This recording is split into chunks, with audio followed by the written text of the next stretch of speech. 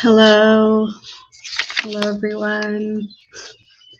I hope everyone can hear me. If anyone is having trouble with my video or microphone, you can just drop it in the chat and I'll be able to see the chat throughout the video.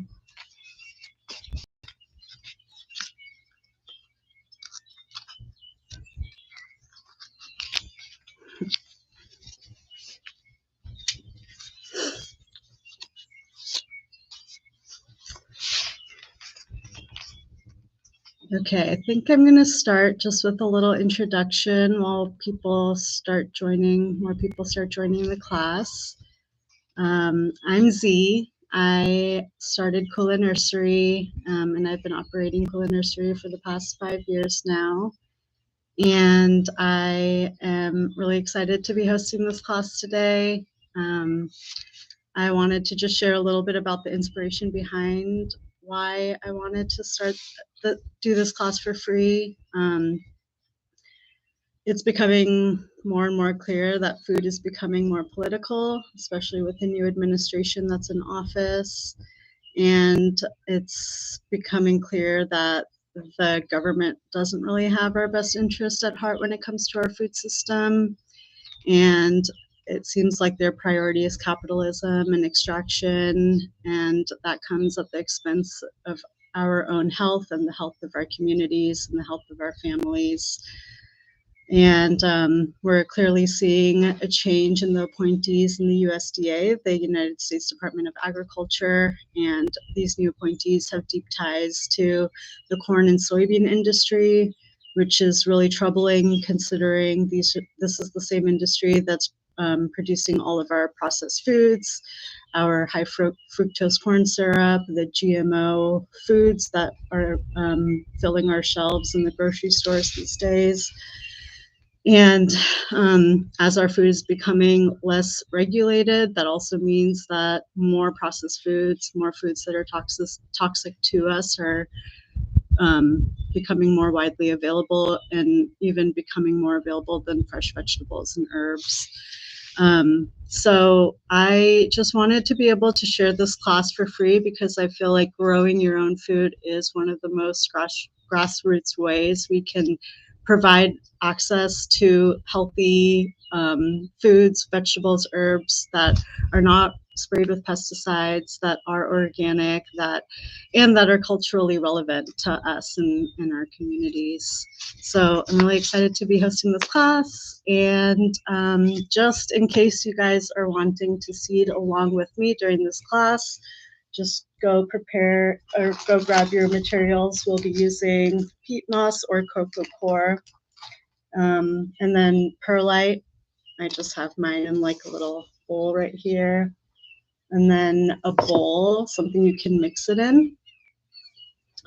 And then a pot or something. I'll go over various types of pots that I recommend and I use myself. But now would be a good time to go gather those materials. And I guess I'm going to try to keep this class to an hour, maybe less. And I wanted to just go over what I'll be talking about through the class. I'm going to be starting by talking about when to start seeds. I feel like that was a common question that got asked on the Google form that I sent out. So I'll touch on that, and then I will actually make the seed starting soil myself during this class. So we'll do that together. And then I'm going to talk about how to seed specific varieties. And then I'm going to talk about tips for quick germination. And then I'm going to talk about seed starting soil versus potting soil, which I feel like is a topic that doesn't get touched on very much, but I feel like it's very important. And in this class, we're only specifically making seed starting soil. So I'm going to talk about what the purpose of that is versus potting soil and when to use potting soil. And then I'll just talk about the light requirements for plants, especially baby plants, some of the watering requirements and pest issues and things like that for the baby plants. And I just wanted to also say that I'm only going to be talking about the seeds that I'm listing on my website. I won't be talking about other seeds that I hope to list on my website one day, but I'm not listing right now. So yeah, just wanted to give that little disclaimer. Okay, so one question, the question that got asked a lot was when to start seeds. And I feel like seed starting is actually very, very flexible. I found that a lot of people really want to start their seeds as soon as they get them in the mail. And it's a little bit troublesome to start them when the temperatures are still so cold, or when like during a warm week, because like with climate change, our weather is fluctuating so much. So we can have a randomly warm week in January and you can feel super inspired to start your seeds. And then the following week, there's an atmospheric river. So it's really like important to have patience with starting your seeds. What a general rule that I tell people is to look up your first frost date. So you can do that just by Googling first frost date for Berkeley, California, or whatever.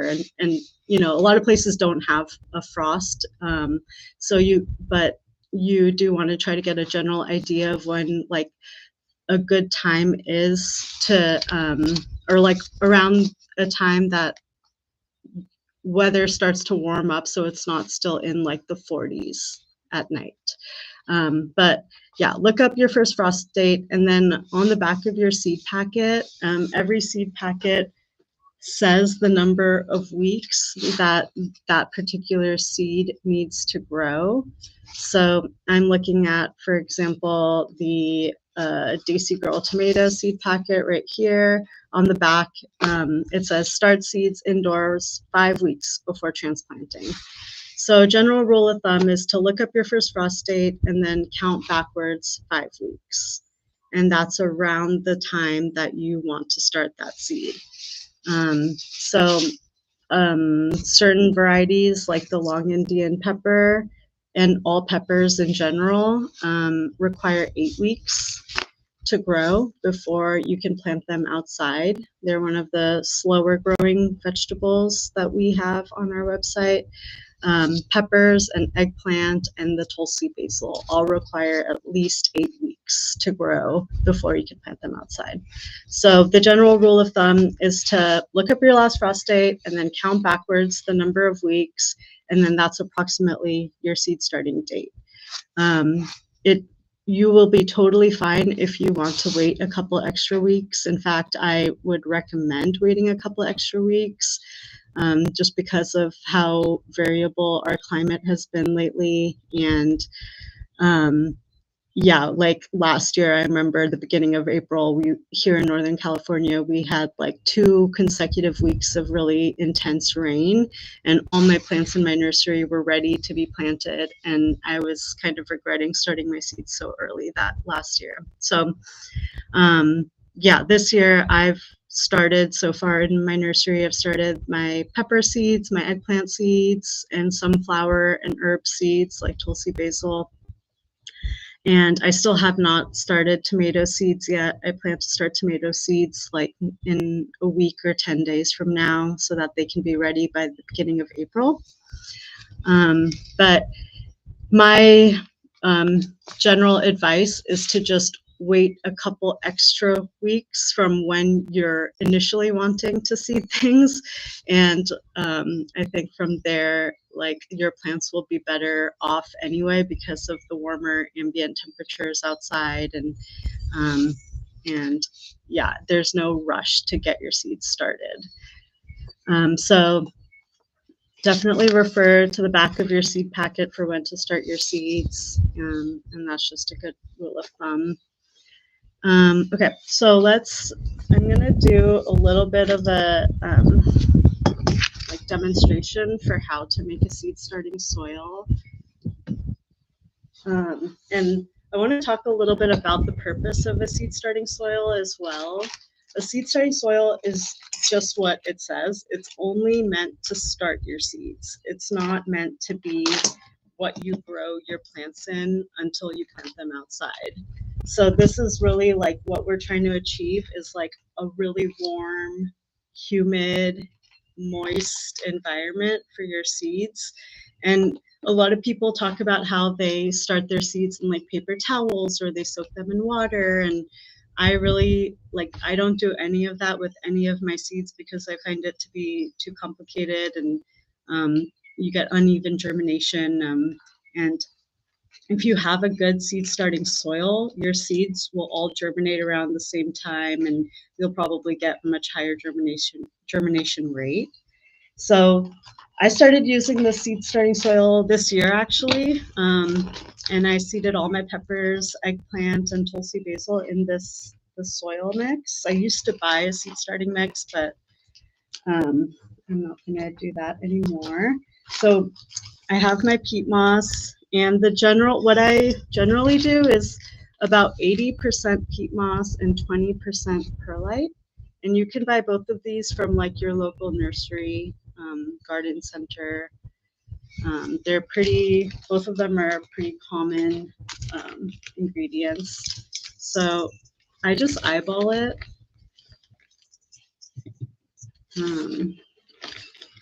Yeah, I'm just gonna eyeball it. So I've put about that much peat moss into my bowl. And then I'm just going to take like a handful of perlite and then mix it in. And the perlite is really only to add drainage and to allow some air for the roots once they start to grow. You want to take out any like large pieces of sticks or anything that may be in the mix. But this is kind of the consistency that you're going to want to go for, something that looks like that. And the most important thing for the seed starting mix is that you want to make sure that it's fully hydrated before you put it in a pot and especially before you put your seeds into the pot. So what I do is I actually water in my mixture while it's still in the bowl, and I mix it all together. And the reason why you do this is because both peat moss and coco coir can get really dry, and it takes a while for it to fully hydrate. So this really helps it. Like what I'm doing is just like mixing it. I don't even know. Just trying to get the moisture to be even throughout the entire soil mix. So you kind of want it to be, you don't want it to be like too wet. This is kind of the consistency you want it to be. And then sometimes what I add to this seed starting mixture is mycorrhiza, which is like, it's actually pretty common to find. You can buy it online. You can also find it at a lot of garden centers, but this is basically like, they call it an organic root enhancer, but it's basically like it works in symbiosis with the roots. So it almost acts as like a root extension. So it can draw up more nutrients and more water in addition to the actual root itself. So sometimes this is a huge bag, but they sell it much smaller. But I'll just take like a little teaspoon or something and mix it into the soil. And when the seed is germinating and the root gets in contact with this mycorrhiza, the mycorrhiza will attach to the root itself, and then will make the plant grow a little bit more vigorously. But this is totally optional. You don't need this. It's just nice to have. And then sometimes I will add a little bit of fertilizer, like an EB Stone Sure Start is, I think, what I had put in the email to all of you guys. But the reality is seeds actually have all the nutrients that they need to grow to get to their first true leaf. So you actually don't need to have any nutrients in this whatsoever, and the plant will sprout or the seed will sprout and then grow its first true leaf. And then at that point is when it's good to transplant the plant into a potting soil. And I'll talk a little bit more about that. But just for this actual seed starting soil, it doesn't really need any nutrients whatsoever. You're really just wanting like a really nice kind of like medium where the seed can like have space to like for the roots to have space to like spread out and grow without like getting caught on a rock or a stick or something like that. So this is the medium that I've been working with, and I really like it. I haven't had a problem with germination whatsoever. My plants are all sprouting and look really healthy. And I think that like a lot of people tend to make the mistake of putting this soil, starting their seeds in like a typical nursery pot, like the kind of pots that are sold at nurseries or like most garden centers and nurseries. But I like to use, like to start seeds, I like to use things that are shallow, something like this, this depth. And this is just an old takeout container. It used to have the lid. This is also a great example, like a blueberry container. And then I use these very often. These are like a shallower pot that I've been using to sprout a lot of seeds. So I'm going to show you guys examples, but basically I'll start with this one just because this feels like something most people probably have laying around at home, like just from takeout food or whatever. The most important thing is to make sure that you have drainage holes at the bottom. So for example, like the reason why this blueberry container is really great is because it has all these holes. Because when you're watering, you want to make sure that the water can drain out. And this one also has holes at the bottom. So that's the most important thing. You want to, you can take scissors or something and cut some holes at the bottom, and that should be sufficient.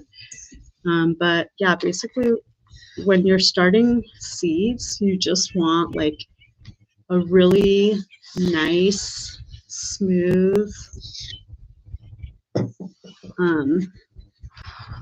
soil, and you don't want to like push the soil down too much. You want there to be air in the soil itself. So what I'm doing is just gently tamping it all down, and this is like the perfect spot for seeds to germinate, just something like that. And then what I'm going to do is water it right now before I put the seeds in, because something that happens a lot is when you're watering, seeds can get buried. And especially for certain seeds like Tulsi basil, I would say Tulsi basil is the most difficult seed that I start every year because of how tiny they are and the fact that they require light to germinate. But what happens often is if you're watering with like a watering can or a hose, they can bury the seeds pretty deep and then the seeds won't germinate. But what I've found to be very helpful is getting the soil before the seeds really saturated so that when you do put the seeds in and then you cover it, you don't have to water it as deeply because the soil is already pretty saturated. So I'm going to do this over here. But I've watered this in, and so now it looks like all the medium is pretty saturated. And I'm gonna go for the pepper seeds. I'm gonna start with these pepper seeds. So with the pepper seeds, on the back of the packet, I don't say what depth to seed each variety of seeds. And the reason I don't do that is because I personally don't like check the depth of when I'm seeding things. I don't check depth. I kind of just like eyeball it based off of how big the seed is. So pepper seeds are small. They are considered small. They're not as small as like Tulsi basil or other herb seeds, but they are considered small, especially compared to like bean seeds or other, or like okra, for example. So these are pepper seeds.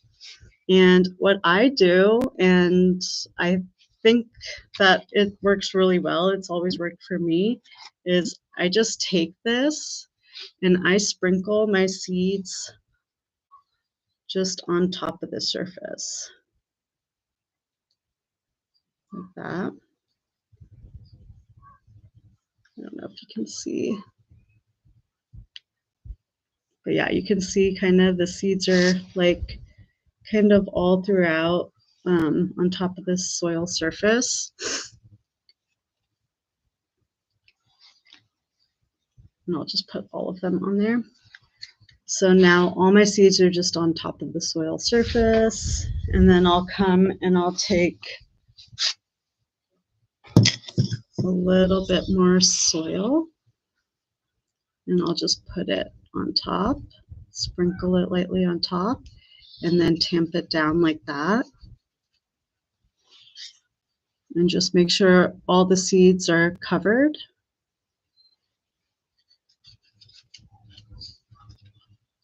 Just like that. And so now all my seeds are covered. You can't see any of them. And a general rule of thumb is you want to cover the seeds about 3 times the diameter of the actual seed itself. But it's so difficult to like actually like calculate what the diameter of a seed is. So I just eyeball it, and in nature, like these vegetables fall to the ground and then they get buried with the rain and then they germinate on their own. So these seeds are really intelligent. They can germinate when they're ready to germinate. They've done it for centuries without our help. So this is kind of like one example of how I start seeds. Some of my seeds do require light to germinate. And I think, let's see, so Tulsi basil does require light to germinate. This one is quite difficult to start, I will say. So you do want to be very careful with how you seed it. So I'm going to do the same thing that I did with the pepper seeds. I'm just going to fill up a pot, and I'm just tamping it down very lightly. So this is what I'm doing, and this is what I'm going to seed on, but I'm going to water it in first.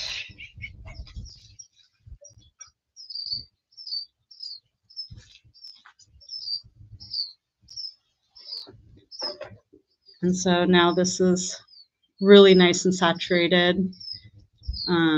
But this is what I'll be working with. And so with the Krishna Tulsi seeds, because they require light to germinate, you have to be a little bit extra careful when sprinkling them on top of the soil surface.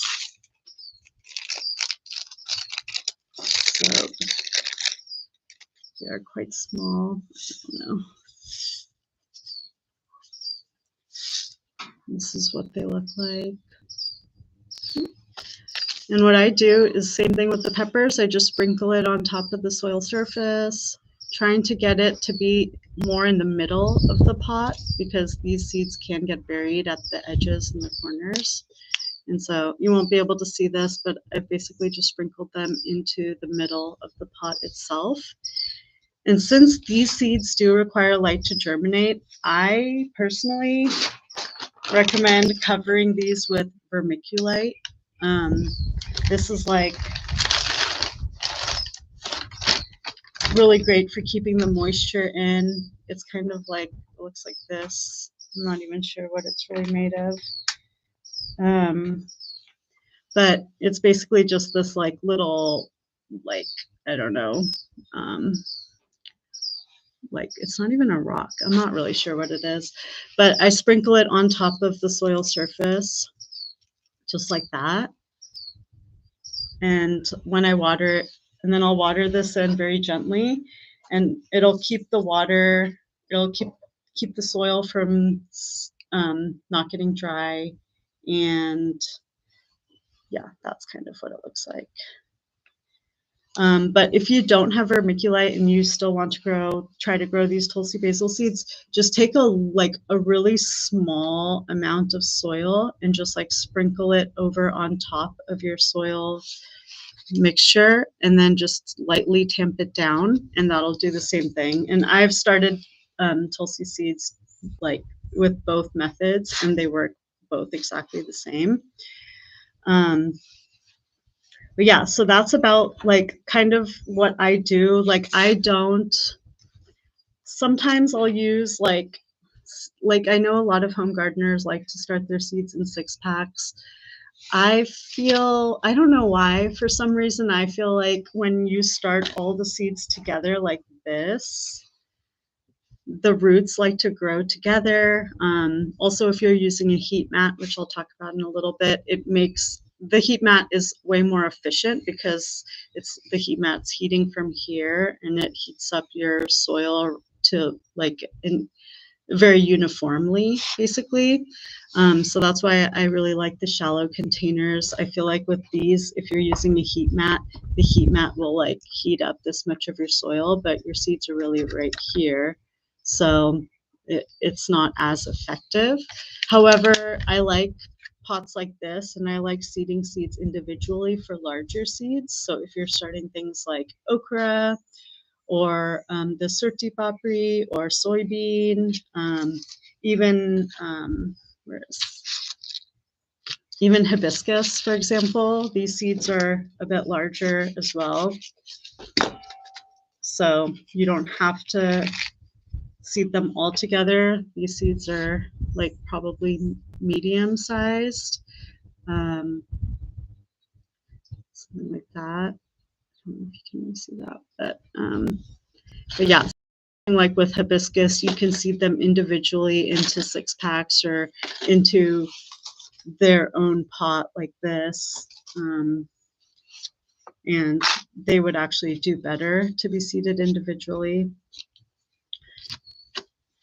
And I see someone asked, what's the minimum depth of soil? So since this is just where we're starting seeds, the depth really can be so minimal.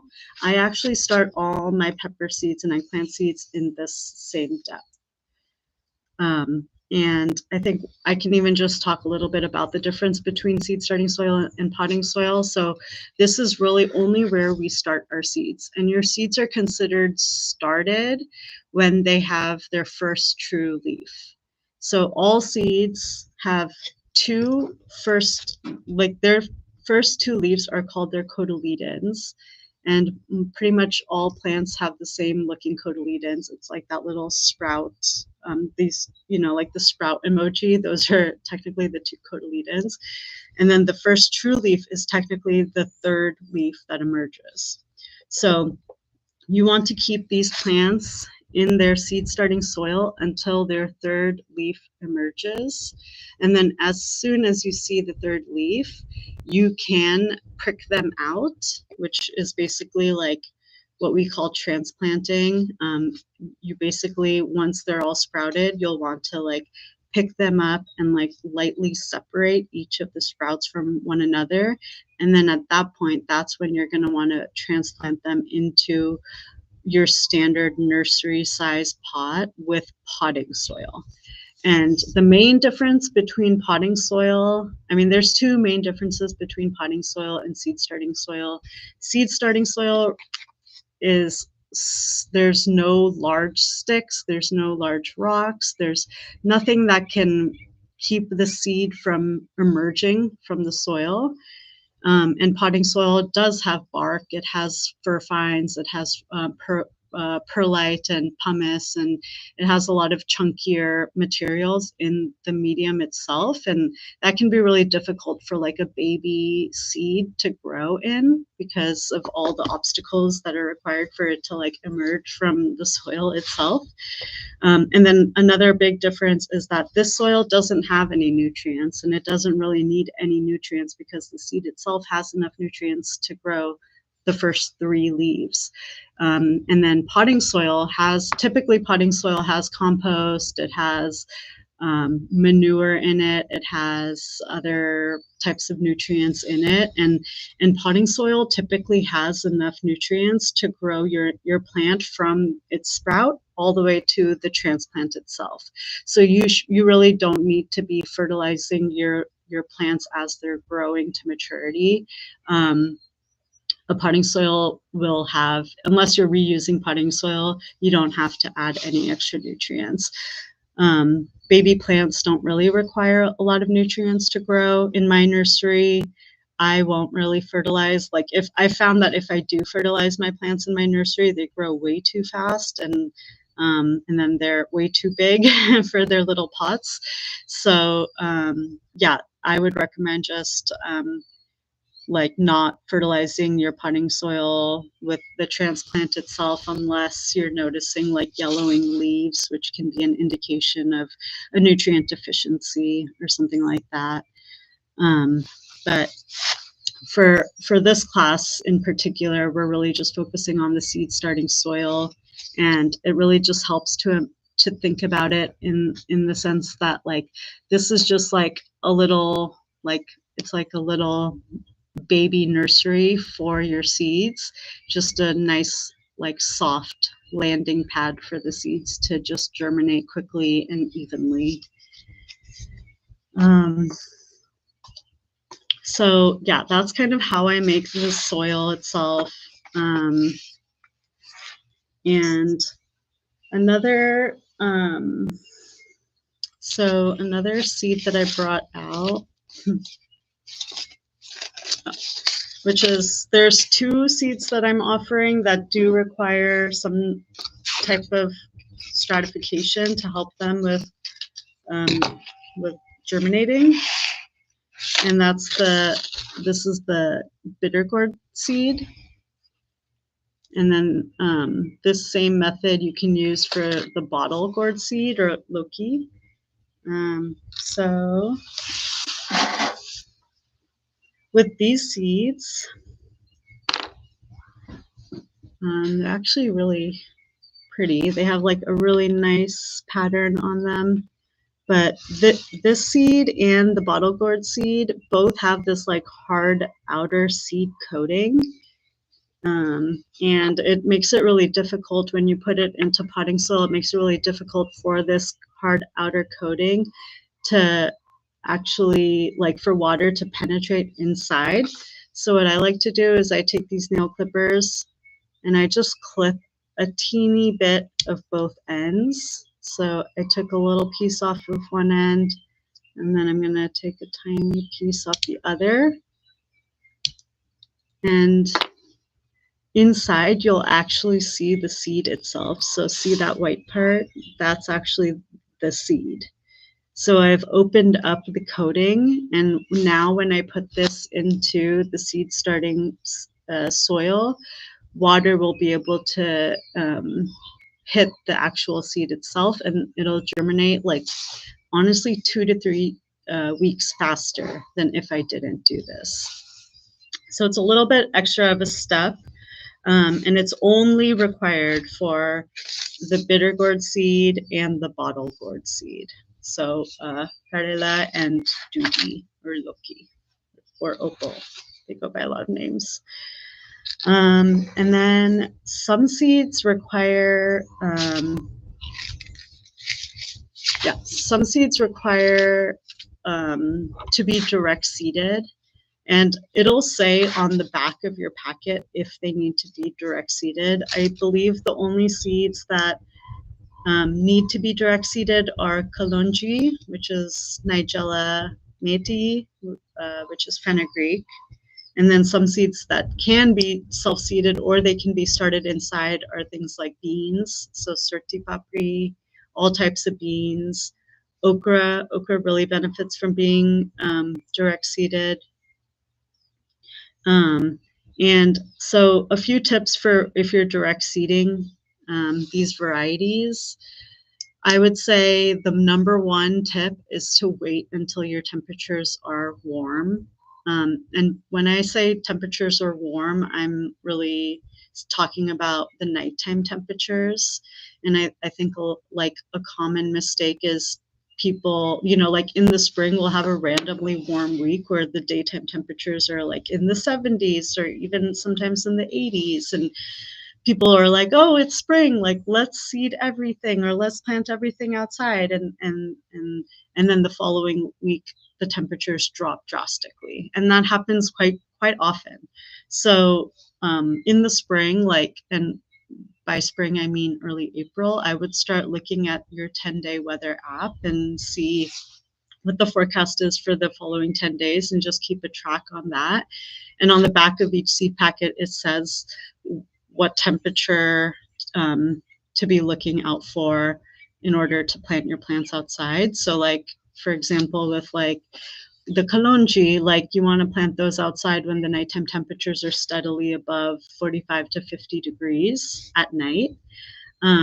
So with that, like, yeah, just monitor. And it's okay if like one night dips underneath 50 degrees, for example, that won't harm your plants. But if like you do have 5 nights of temperatures that are like 42, 43, 44 degrees at night, that can stunt your plants for the rest of the season. So if you've ever experienced like just a plant that's not growing and you don't know what you've done, it's probably because you planted it outside too early and the plant got stunted and it can never catch up after that.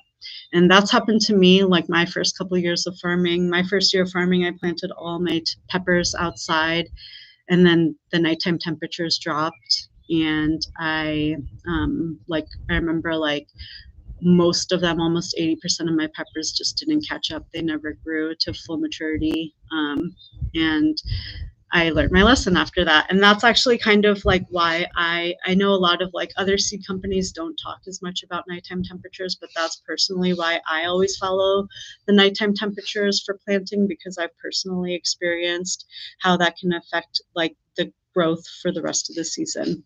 So every packet has instructions. So for example, for the Daisy Girl tomatoes, it says plant outside once nighttime temperatures are steadily above 45 degrees. So that's for us in Northern California, that's around end of March. Nighttime temperatures tend to get to be above 45 degrees. And tomatoes are one of the first plants you can plant outside. Whereas with peppers, I say plant outside once nighttime temperatures are steadily above 50 degrees. So you don't want to be planting peppers like at the end of March. Like that's way too early for peppers. And unfortunately, a lot of nurseries do start to sell peppers at the end of March, but it's still quite early.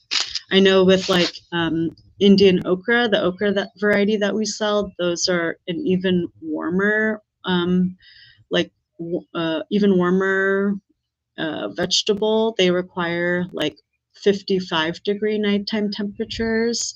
So with those, like for me here in Petaluma, which is like the North Bay area, I plant my tomatoes around mid-April, and then I plant my peppers beginning of May, and then I plant my okra mid-May to late May.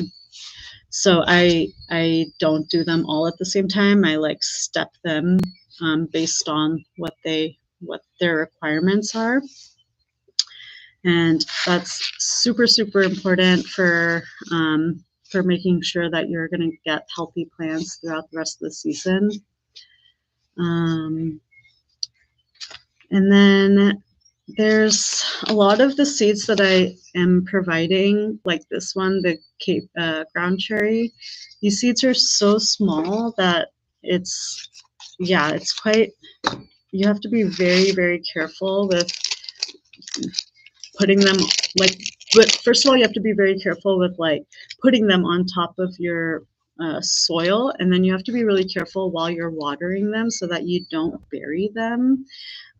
Which is why I am recommending when you fill up your pot to always water your pot in before you put the seeds on the soil.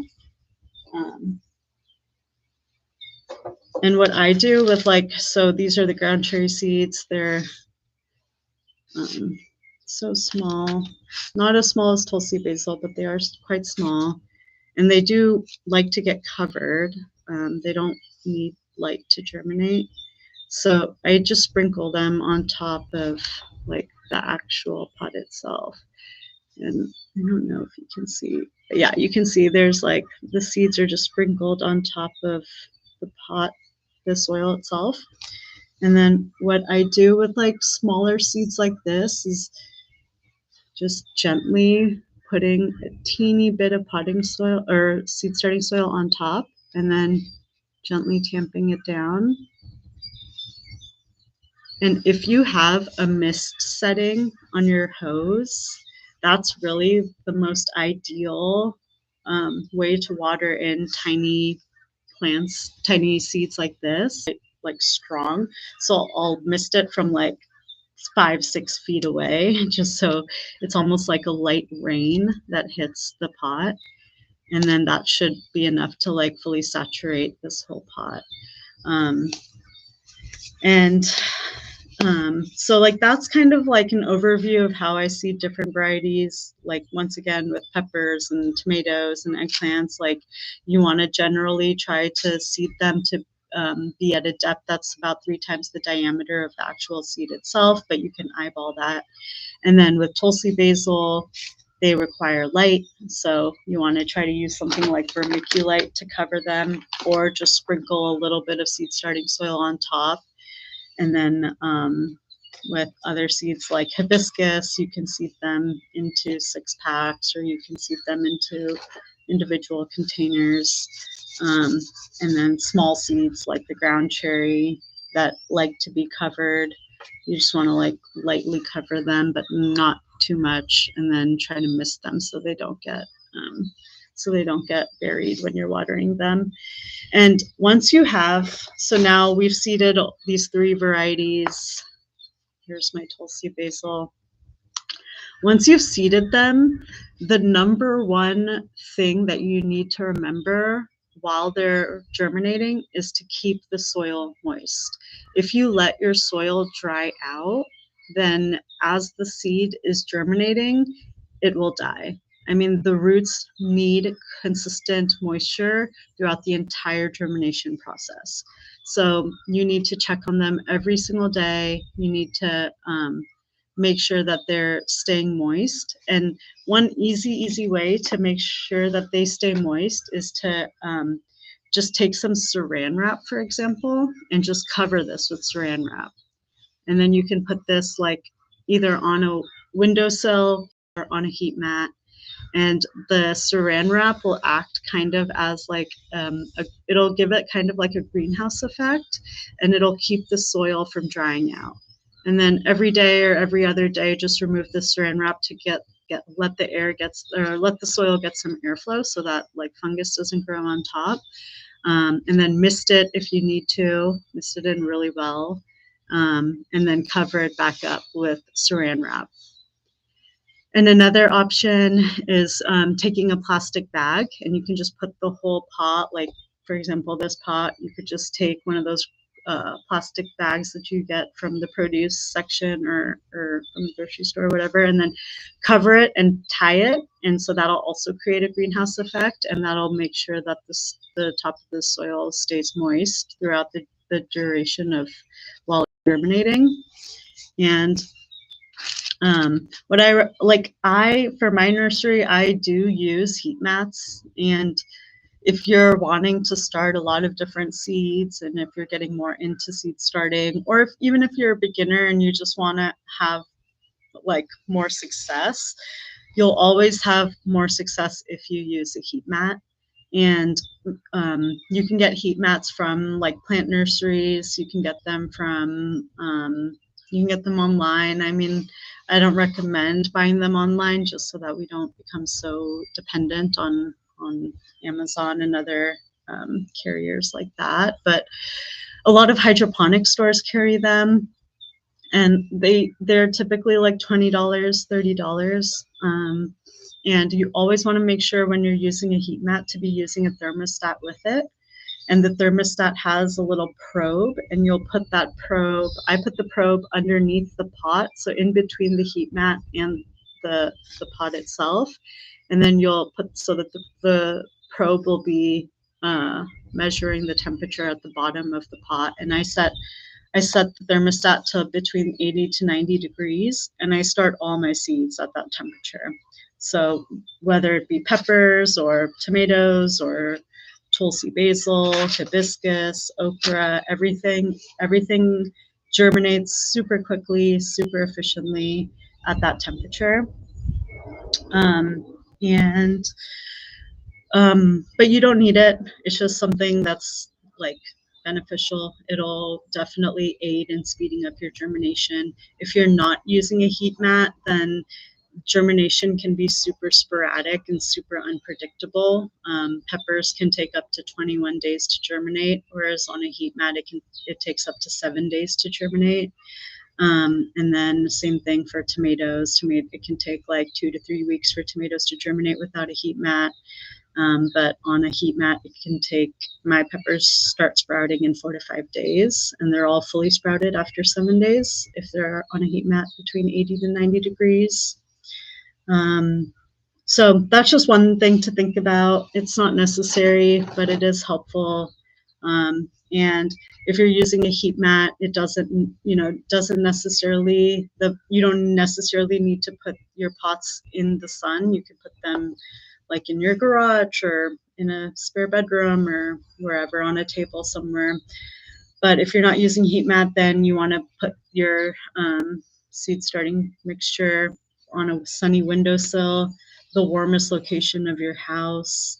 And if you're not starting seeds on a heat mat, then I would also recommend waiting a couple extra weeks so that the outside temperatures are a little bit warmer, so that your indoor, like your windowsill temperature, can be a little bit warmer as well. If your seeds do sit in the soil for too long at like a colder temperature, there's a higher likelihood of seeds molding, rotting, not germinating. So there is a trade-off to that. But I also like think it's entirely 100% possible to start seeds without a heat mat, and that's how our ancestors did it. They didn't have a heat mat, so yeah, it's just all about getting creative and trying to figure out like what the seeds actually want, and what the seeds want is just like a warm, moist location to germinate. So yeah, that's my spiel about the heat mat. So I did get a lot of questions about how long seeds will take to germinate. And typically, like, I think peppers take the longest of all my seeds to germinate. Peppers take about 7 days or to 8 days on a heat mat. The spicier the pepper, the longer it takes to germinate. So really spicy peppers like ghost peppers and habaneros, they take like 10, 12 days to germinate, because for some reason, the spicier they are, the slower they are to germinate. Whereas like mild peppers, like bell peppers, tend to germinate in like 5 to 6 days. So I have noticed that. But most of my other plants, like hibiscus, tomato, bitter gourd, cucumber, melon, watermelon, most things germinate in like between 3 to 5 to 6 days on a heat mat. Obviously a little longer without the heat mat. So yeah, I guess like my only advice is like to just give it positive thoughts and not to worry too much if they don't sprout within 5 days. Like just let them be on their own timeline, and just don't get too impatient with them, and hopefully they will germinate. And once they germinate, so like say say all of these are full of sprouts now, they're all germinated peppers. You want to make sure you take off the saran wrap, you take it out of its plastic bag. Once they've germinated, they don't want to be super humid. They don't want to be super moist. So you only want to keep it like moist while it's germinating, and then as soon as you start to see germination, remove it from its whatever you have on it, its lid, its saran wrap, etc., and then allow the soil to even like dry out a little bit. So that's when you want to start like reducing the waterings and only watering it when the top of the soil looks a little dry. And the reason why you do that is because the roots don't want to be waterlogged. The roots do want to like drying out the soil actually encourages like stronger roots. It makes the roots go searching for water. So you want to try to like create more vigorous sprouts and more vigorous plants right from the beginning, like right when they germinate. And so that's one way to do that. And once they have reached their first true leaf, which is their third leaf, you can take them, prick them out. And I don't know, maybe I can do like another video or a demonstration that I can share later on of how to prick them out. But it's important to take them out of their seed starting soil. And then that is the time when you want to put them into their potting soil. And that's like a very important step. I saw a couple comments on the forum being like asking why their plants didn't grow really tall or big or vigorous. And I have a feeling it's because you're trying to grow the plant in the same soil that you started the seeds in. And that's kind of like the mistake that a lot of people make. But the potting soil that I really like, it is a little bit pricey and it's a little difficult to find. Not a lot of stores have it, but I like to use Happy Frog. That's the potting soil that I use, but most potting soils are good enough to grow transplants in. So they should have enough nutrients, and it should be good enough to grow all the vegetables that most vegetables, all vegetables, I think, actually. And what about a grow light? So I do use a grow light. I use grow lights, but it's definitely a setup. Yeah, you can get grow lights also at like hydroponic stores or at some nurseries will have them. You can also find them online if you type in like plant grow light. I find them to be a little bit more advanced. Like if this is your first time starting seeds, grow lights might be like a little more on the complicated end to use, but you can definitely buy one and try them out. The thing with grow lights is you want to make sure that you want to read the instructions to make sure that they're at the like accurate height. So like some grow lights require being like 6 inches from the top of the sprout, and then some require like 4 inches and some require like 2 feet. So you want to make sure that you're always moving the grow light as your plants are growing. And if your grow light is too close to the plant itself, it can burn the plant. I think that if you have a south-facing window or a west-facing window and you get like at least 3 to 4 hours of sun on your plants as they're growing, that should be sufficient enough. Like your tomatoes and your peppers, and they might get a little leggy, but with tomatoes, for example, when you're planting them into the ground, you can plant them deeper and it's better for the plant to be planted deeper. So that's okay. If they are getting like really, really leggy, then I would recommend trying to get a grow light setups for your little sprouts. But for the home gardener, like when I first started gardening back before I even farmed, I would just grow my starts like on a sunny windowsill, or I would like put them outside on a table and like cover them. You can cover them with like plastic at night so that they stay a little warmer. You can also get this fabric called Agribon, which can help keep the plants warmer. Farmers use it on their row crops, but it's also great to have it laying around in the garden. And yeah.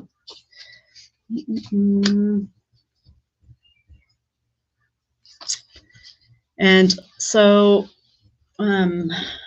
when as your plants are growing, so like this is once you've transplanted your sprouts into potting soil and they're in a standard size nursery pot and they're growing, you want to make sure that you're not watering every single day. You want to make sure that the soil is drying out a little bit, and then you also want to you also want to make sure to like give it at least 3 to 4 hours of sun. So if you bring it outside during the day, make sure to bring it back inside. But that's not necessary if you have a sunny windowsill. And then as spring is approaching, so say like it's beginning of April and your plants are looking healthy and big and you're almost ready to plant outside, make sure to be looking at the temperature, the nighttime temperatures, so that you know exactly when to plant outside, and that'll vary every year. It could be so drastic between year to year. Like I think this year we're gonna have. Well, I don't want to jinx anything, but it feels like we might have a warm spring, so it might be like tomatoes and peppers might be ready to be planted in the ground like beginning of April, but last year they weren't ready to be planted until mid to late April. So it changes every year, and it definitely changes based on your location. But what's necessary for your baby plants before you plant them outside? So as you're looking at the 10-day weather forecast, also simultaneously be slowly hardening off your plants to the outside temperatures. So what that can look like is, say you have 8 pots of different vegetables. Every day for like the first 2 to 3 days, take them outside at like in the morning, 10 a.m., and then bring them back inside at 6 p.m. So do that for 2 to 3 days. And then after like day 4 through 8, you can leave them outside at night. And that's a good way to get the baby plants adjusted to like the colder nighttime temperatures, because invariably the outside temperatures are going to be colder and there's going to be more wind than indoors where you've been growing them. So that's one way. What I do for my nursery is I will put them all on like a rack, and I'll just like move the rack outside and then I'll bring it back inside, and I'll move it outside and I'll bring it back inside, and then I'll leave them outside for a couple nights before they get sold. So that's how I do that. And if you are feeling like your plants are getting too big and you're like not ready to plant outside, the nighttime temperatures are still cold, you can always take your plant and put it into a bigger pot. So put it into a gallon-sized pot, which is one of those like standard nursery pots, and then use potting soil for that as well, and then grow them in that, and they'll get a little bit bigger, and that way you'll give yourself an extra week or 2 for them to keep growing without getting too root bound. And and for pests, like I think the best way the best thing to do is to try to not get any pests. That's always the best thing. So preventative measures. A lot of pests like gnats, like little gnats and aphids and things like that, they tend to like plants that are overly watered. So don't overly water. Make sure the top of your soil dries out a little bit to prevent the gnats and to prevent any other pests that can form on the little baby plants itself. And yeah, I think that's kind of what I wanted to cover today. I wonder if bottom watering, putting your starting container. So yeah, you can put your pot into like you can bottom water, which is basically like you have a tray or a plate and you put water in the plate and then you put the pot on top of the plate so that the water can absorb through the holes and saturate the rest of the soil.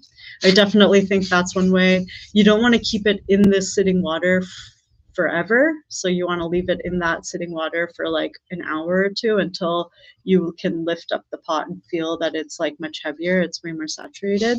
I also recommend, in conjunction with doing that, to mist the top of the soil, because the most important thing is that the seeds stay moist. And the seeds are often like right at the top of the soil, and sometimes with bottom watering, it doesn't actually saturate the top of the soil. So as the seeds are germinating, definitely like also misting the soil, the top of soil can help. And then once the seeds have germinated, you can stop misting and just do the bottom watering. And yeah, does anyone else have any questions? You can ask them in the chat.